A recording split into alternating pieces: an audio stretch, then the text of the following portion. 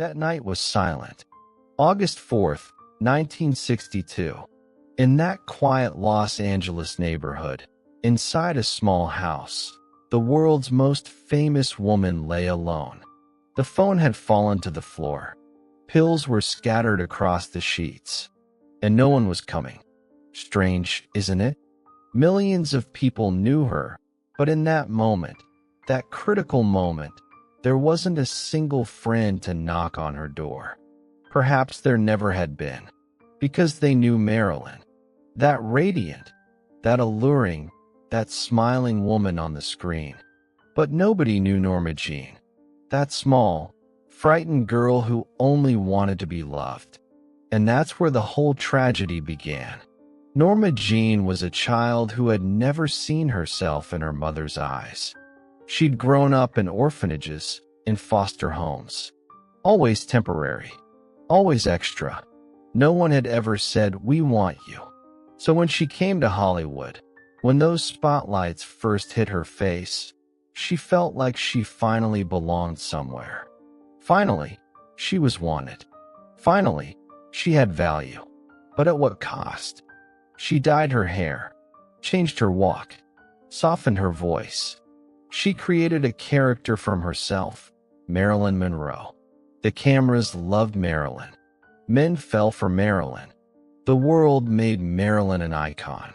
Norma Jeane, meanwhile, grew smaller each day, disappeared behind that glitter.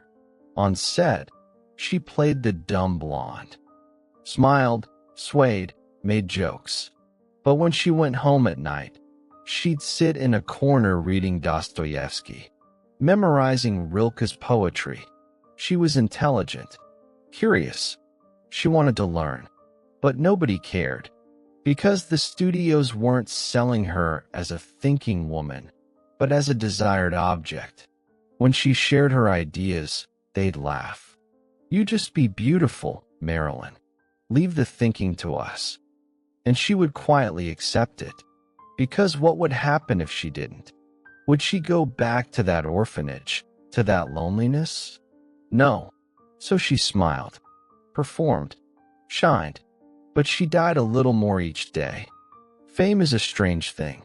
You can be in a crowd and feel like you're behind glass. Everyone looks, but nobody sees. That was Marilyn exactly. At gala nights, thousands would applaud her, photograph her, shout, "We love you." But none of them knew her. They loved her body, loved her face, loved the ghost on the screen. Nobody looked at the real Norma Jeane. Once, in an interview, she asked the reporter, "Does anyone really know me?" The reporter laughed. "Everyone knows you, Marilyn." "No," she said. "Everyone knows Marilyn. But me, who am I?" There was no answer to that question. Her relationships were the same way. Men would fall in love with her, but they fell in love with Marilyn. With the spectacle, the sparkle. They didn't see Norma Jeane's fragility, her loneliness, her intelligence.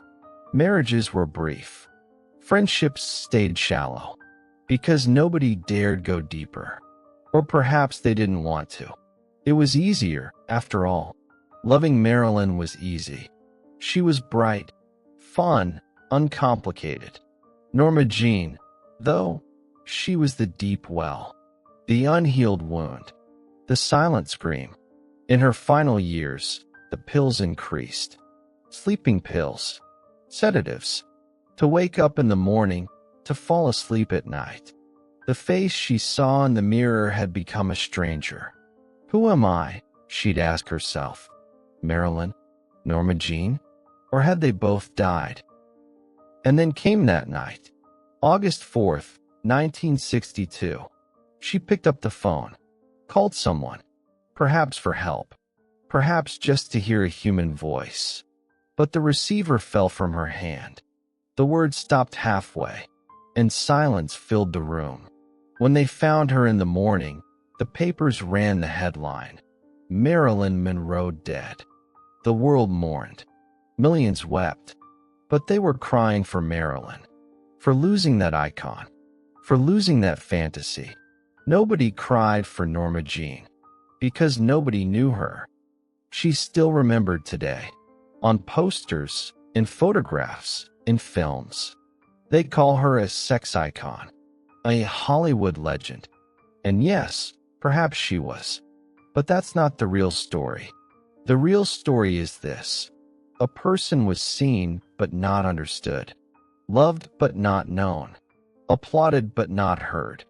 There's a Norma Jeane inside all of us, wanting to be seen but forced to perform, wanting to be understood but only admired, wanting to be loved for who we truly are but only accepted for our masks. Marilyn teaches us this. The deepest loneliness is in crowds. The cruelest death is amid applause. And the greatest tragedy is to be known by everyone but understood by no one. There are chasms between being seen and being understood. Marilyn was seen. Norma Jeane was not understood. And that difference cost a lifetime.